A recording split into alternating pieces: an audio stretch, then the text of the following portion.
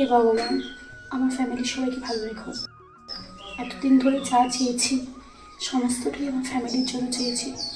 আজকে আমার বর বাইরে থাকে, আমার দাদারও বাইরে থাকে, আর আমার যা, আমি তাকে নিজের বোনের মতো দেখি। তুমি ওকেও ভালো রেখো, আমার জন্য কিছু ভাবি না। তো যাই, পুজো তো দেওয়া হলো, তো যাই আমার যার কাছে যাই, গিয়ে দেখি কি করছে। ছোট, এ ছোট, উফ, আবার ডাকা শুরু করেছে। আর খেটে কাজ পায় না, শুধু আমাকে ডাকতে শুরু করে। ছোট, এ ছোট। হ্যাঁ বড় বৌদি বলো। এই যে মহারানী, তুমি এখানে কি করছো? বাইরে যে আমি জামা কাপড়গুলো নেড়েছি সেটা কি নিয়ে এসছো?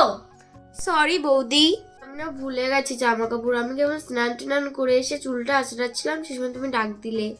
ঠিক আছে, যাও গিয়ে তাহলে তাড়াতাড়ি গিয়ে জামা কাপড়গুলো নিয়ে আসো, ঠিক আছে? কোথায় তো আমি তো জানি না। বাইরে দেখো। বৌদি নিজে কোনো কাজ করে না, শুধু আমাকে দিয়ে খাটায়। 2 মাস বিয়ে না হতে হতেই বৌদি আমাকে দিয়ে এরকম ভাবে খাটায়। উনি ফোন করবে, আজকে সব কথা বলে দেবো ওনাকে।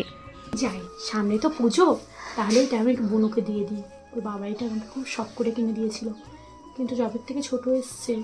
আমার বোনও তো ওই, সবই তো ওই। ঠিক আছে, যাই, ওকে এই শাড়িটা দিয়ে দিই। দিদি আমার জন্য এত ভাবে, দিদিকে আমি খারাপ ভাবছিলাম? সত্যি দিদি আমাকে খুব ভালোবাসে, আর আমি তার ভালোবাসাই বুঝলাম না। কি রে ছোট, চলে এসেছিস? তোর জন্য একটা শাড়ি দেখেছি, এনে। মা, এত সুন্দর মুখটা এরকম করে রেখেছিস কেন? কিছু হয়নি দি, তোমার বলছি ওই হাতে তোমার ওইটা কি?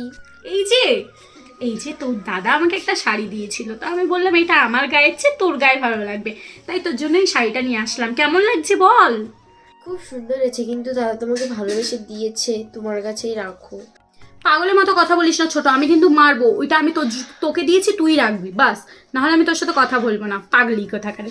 ঠিক আছে দি, আমি এইটা পরবো।